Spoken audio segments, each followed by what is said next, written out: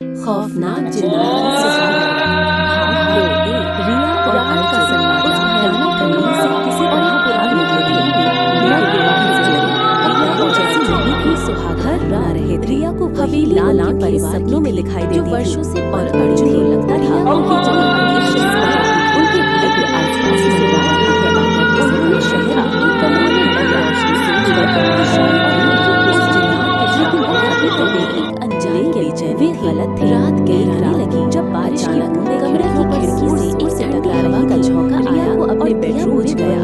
रिया ने अर्जुन का महसूस हुआ, लेकिन जवाब नहीं, केवल सन्नाटा था से धड़कने लगा। उसे अपने बत्ती जलाने की कोशिश की आवाज सुनाई दी। बिजली उसने पलट कर देखा, लेकिन उसे कमरे की खाने में उसका दिल छाया दिखी, जोर से धड़कने लगा। अर्जुन, ये क्या मजाक है? रिया ने कांपती आवाज में पूछा, पुकारा जवाब, लेकिन एक जवाब में हंसी हुई डराव जो इंसानी नहीं लग रही थी में सुनी। अचानक कमरे की दीवार पर आया छाया रिया को अपनी बाहों में काली और भयानक हो रहा है। रिया की चीख निकल गई। फिर उसने देखा कि अर्जुन बिस्तर पर नहीं था, छलक रहा की जगह एक अजीब सा बेडरूम का दरवाजा जिसके चेहरे खुला और एक ठंडी चमक रही भयानक आवाज, मेरी दुल्हन है, मेरी है। रिया ने कहा, तुम उसकी आवाज जा सकती और डरावनी थी। रिया ने भागने की कोशिश की, लेकिन दरवाजा अपने आप बंद हो गया। उसने अपनी सारी ताकत लगाकर चीखा, अर्जुन चमक रहा था। तभी ने उसे हटाई के पुराने बस्ती से बढ़ा फुसफुसाहट सुनाई दी कि दौड़ में उसका पहुंचे जहां अर्जुन बेहोश पड़ा था। रिया ने उसे जगाया था और दोनों ने हमेशा से भागने की कोशिश की, से में चिल्लाया। हर जगह पर वो जिन्नात से एक पीछा करता रहा।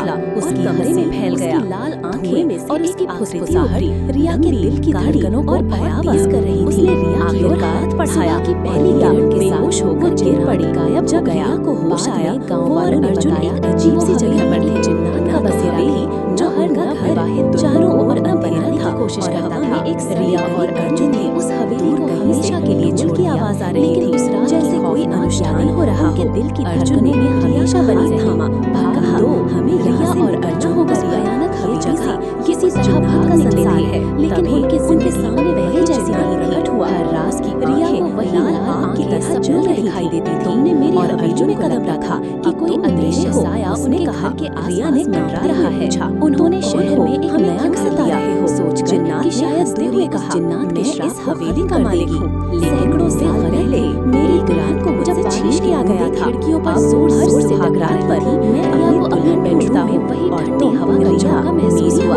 अर्जुन ने गुस्से में एक बांस बड़ा लगने लगा, रॉड उठाया, बत्ती जलाने की कोशिश किया, लेकिन बिल्कुल हवा में गायब हो गया। उसे कमरे के कोने में एक काली छाया दिखी जो जमीन पर पड़ी उसकी ओर बढ़ रही थी। खोला अर्जुन और देखा ने चीख कर पुकारा, लेकिन जवाब जिन्नात को वही तरह का मस्ती गूंजी। रिया जो हवेली में सुनी थी पढ़ना शुरू किया और कर अर्शद के साथ को अब जिन्नात के ले लिया।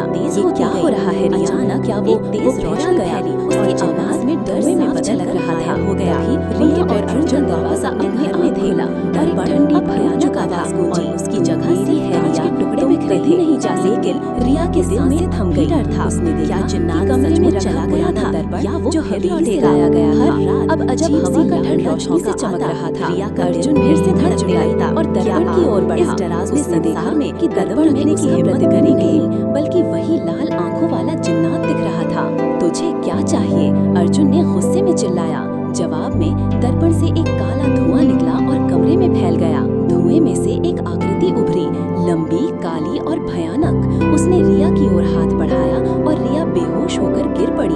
जब रिया को होश आया, वो और अर्जुन एक अजीब सी जगह पर थे।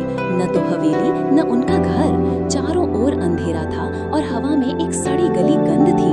दूर कहीं से ढोल की आवाज आ रही थी, जैसे कोई अनुष्ठान हो रहा हो। अर्जुन ने रिया का हाथ थामा और कहा, हमें यहाँ से निकलना होगा रिया। ये जगह, ये उस जिन्नात का संसार है। तभी उनके सामने वही जिन्नात प्रकट हुआ। उसकी आंखें लाल आग की तरह जल रही थी। तुमने मेरी हवेली में कदम रखा, अब तुम मेरे हो, उसने कहा। रिया ने कांपते हुए पूछा, तुम कौन हो? हमें क्यों सता रहे हो? जिन्नात ने हंसते हुए कहा, मैं इस हवेली का मालिक हूँ। सैकड़ों साल पहले मेरी दुल्हन को मुझसे छीन लिया गया था। अब हर सुहागरात पर मैं अपनी दुल्हन ढूंढता हूँ और तुम रिया मेरी हो। अर्जुन ने गुस्से में एक पास पड़ा लोहे का रॉड उठाया और जिन्नात पर वार किया, लेकिन वो हवा में गायब हो गया। तभी रिया को एक पुरानी किताब दिखी जो जमीन पर पड़ी थी। उसने उसे खोला और देखा कि उसमें एक तंत्र लिखा था, जिन्नात को बांधने का मंत्र। रिया ने कांपते हुए मंत्र पढ़ना शुरू किया। हर शब्द के साथ जिन्नात की चीखें तेज होती गईं। अचानक एक तेज रोशनी फैली और जिन्नात धुएं में बदलकर गायब हो गया। रिया और अर्जुन वापस अपने घर में थे। दर्पण अब टूट चुका था और उसकी जगह सिर्फ कांच के टुकड़े बिखरे थे। लेकिन रिया के